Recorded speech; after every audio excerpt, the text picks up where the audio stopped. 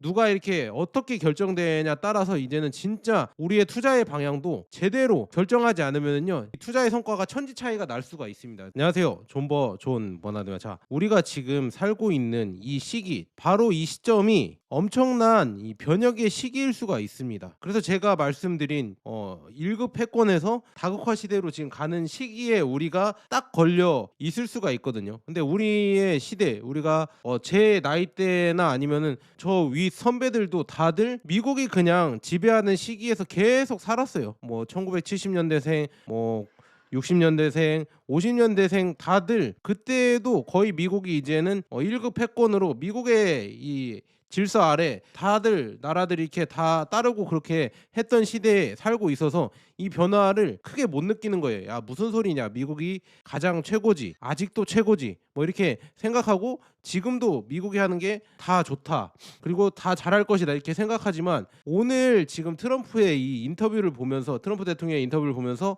저는 진짜 이제는 다극화 시대로 가고 있구나. 미국의 패권이 점점 내려오는데 그거를 더 빠르게 내려오게 하는 게 트럼프구나. 저는 그걸 느꼈습니다. 왜 그렇게 제가 느끼는지 그 얘기를 해드리고, 그리고 우리는 지금 ETF나 주식이나 이런 거, 금이나 이런 걸 투자하고 있는 이 투자자들이잖아요.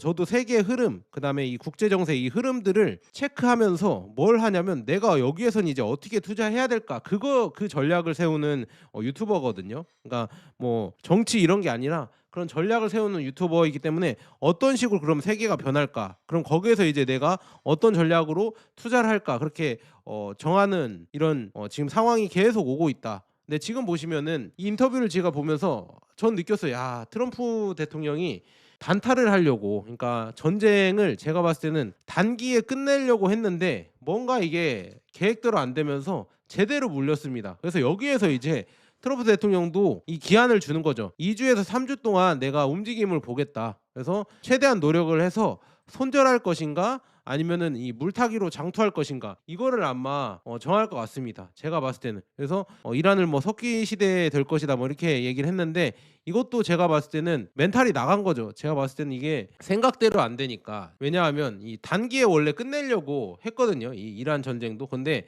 이 베네수엘라 때처럼 이렇게 끝날 줄 알았는데 왜 이란은 지도부를 그렇게 타격을 했는데도 왜 안 없어질까? 그러니까 베네수엘라 때 성공을 너무 과신을 한 거죠. 왜 그러냐면 원래 이렇게 개전을 했을 때 주요 군사 목표지를 타격을 한 다음에 그 다음에 이렇게 하는데, 그냥 정부, 그러니까 주요 인사가 모인 데부터 타격을 기습적으로 했잖아요. 그거는 이 베네수엘라의 성공을 보고 아마 이것도 단타에 할 수 있겠다 이렇게 했는데, 생각보다 그게 이란이 무너지지 않고 오히려 더 견고해지고, 오히려 이제 더 뭐 극단주의자들이 나오면서 더 많은 반격을 해버리니까 트럼프가 이제는 이거 계획대로 되지 않는데 이런 좀 멘붕을 겪은 게 아닌가. 그래서 2주간 뭐 어록도 보면요, 여기 나와 있죠. 3월 3일 날은 뭐 전쟁에 이겼다. 그다음에 우리가 뭐 7일 날은 뭐 이란을 패배시켰다. 그다음에 9일 날은 공격해야 된다. 그리고 아주 멋지게 뭐 전쟁이 끝나고 있다. 그리고 공격해야 된다. 이기긴 했는데 완전히 이긴 건 아니다. 전쟁에서 이겼다. 우리를 도와달라. 한국 빨리 도와주세요 했는데 안 도와주니까, 우리를 도와주지 않으면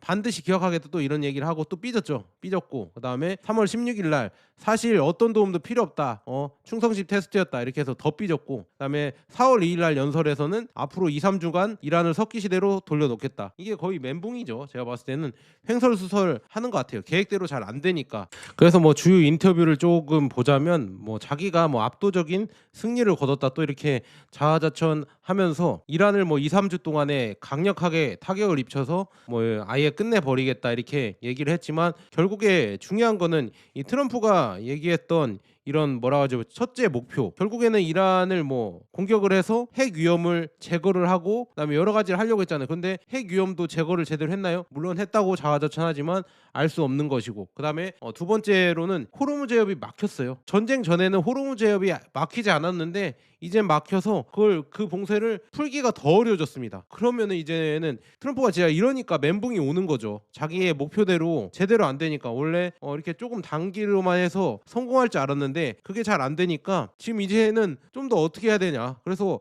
지상군이 투입되냐 마냐 막 이렇게 이렇게 궁금해하시는 분들도 있는데요. 아마도 이제 투입될 가능성이 크죠. 왜냐, 그만큼 이렇게 병력을 이렇게 거기에다 놨으니까 투입될 가능성이 저는 조금 크다고 좀 보고 있습니다. 그리고 야 진짜 이게 참 바이든 대통령이 이제 내려오면서 트럼프가 되면서 저는 그래도 이 다극화의 이런 물결은 꾸준히 갈 거라고 예상은 했고, 제가 매번 말씀드렸잖아요. 이 흐름은 거스를 수 없는 이 흐름으로 갈 텐데, 중요한 거는 이 미국이 이제는 다극 체제에서 우아하게 이렇게 내려오면서 조금 멋있게 이렇게 중국과 러시아와 미국이 이렇게 나란히 멋있는 이런 흐름으로 가지 않을까 이렇게 했는데, 트럼프가 그걸 이끌지 않았는데 제가 잘못 봤습니다. 트럼프는 지금 다극화 시대가 오는 와중에도 더 많이 실수를 하면서 오히려 중국한테 더 좋은 일을 계속 해준다. 근데 언론에서는 뭐 트럼프가 이란을 때린 게 중국을 견제하고 중국을 약화시키기 위해서 한 것이다, 그 의도는 맞아요. 근데 중요한 거는 의도대로 안 되고 있다는 게 문제죠. 호르무즈 해협은 막혔고, 그 다음에 호르무즈 해협에서 제가 어제 우리가 공부해봤잖아요. 위안화 결제로 하자, 위안화 결제하고 여기에 뭐 코인까지 뭐 들어온다 이런 얘기까지 하는데, 중요한 거는 위안화 결제로 하자고 하고요. 요즘 또 이례적으로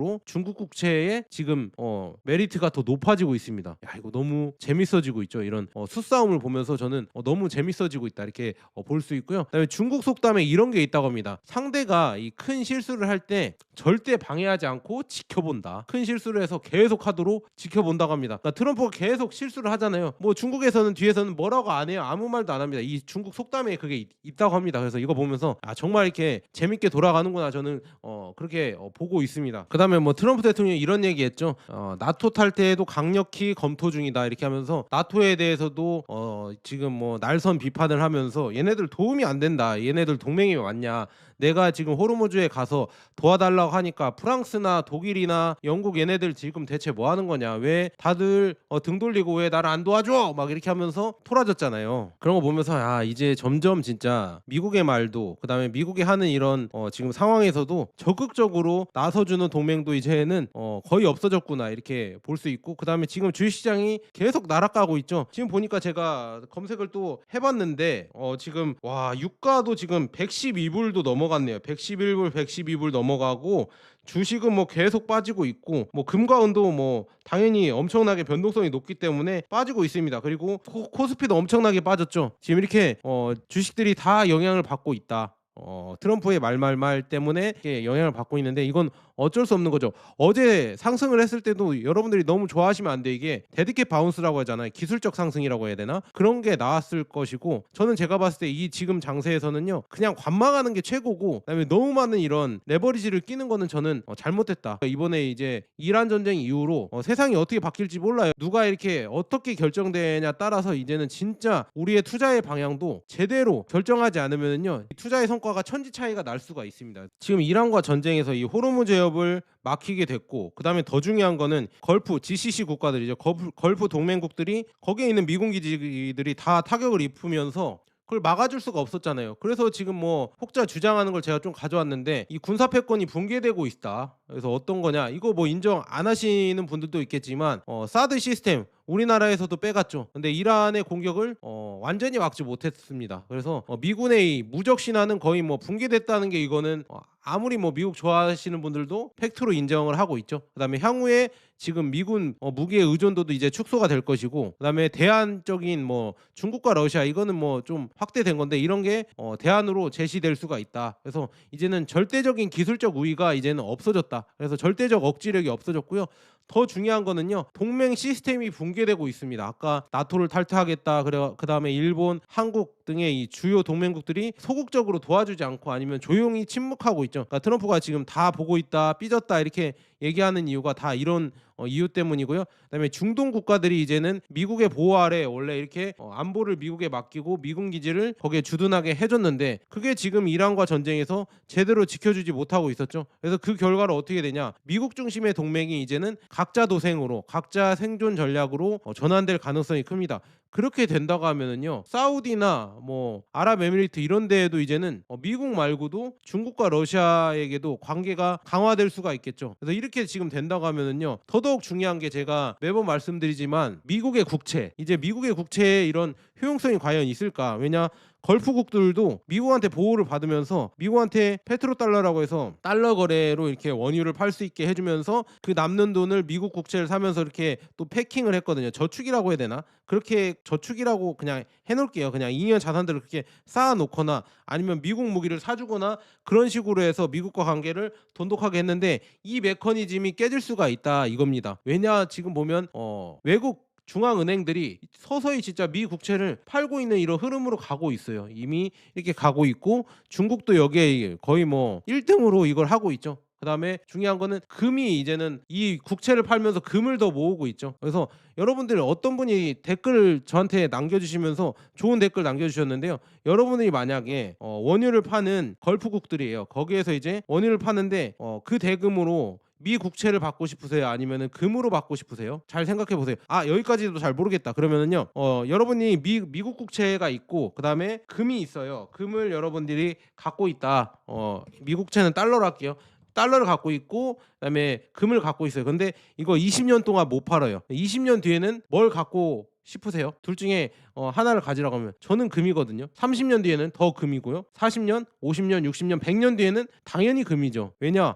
여러분들 망한 노마의 이 금화 화폐에도 지금도 그 금화를 가져가면은 가치를 인정받고 가치가 더 많이 올라 있죠. 금화니까요. 근데 망한 뭐 짐바브웨 화폐나 뭐 이런 화폐들 베네수엘라 화폐 이런 거 갖고 가면은요 휴지 조각 돼 있죠. 그게 지폐 우리가 말하는 화폐다. 종이 화폐다. 이렇게 보시면 될 것 같아요. 그러니까 국채도 똑같은 거예요. 그러니까 국채를 이제는 점점 더 미국의 파워가 줄어드니까 다들 이제 미국채를 안 사는 거죠. 이제 나토 탈퇴한다고 하면은요 유럽 국가들도 그런 안보 이런 협약 때문에 미국이 지켜주니까 나토에 이렇게 가입을 해서 미국채를 많이 사줬는데 그걸 이제 점점 줄여 가겠죠. 그다음에 터키도 지금 갑자기 지금 여기 기사가 나왔는데 여기 갑자기 떨어진 게 보이시죠? 미국채를 엄청나게 팔아 제꼈다고 합니다. 일단 지금 보면 이 전 세계 중앙은행들의 이 보유고가 24%를 차지하고 있거든요. 금이.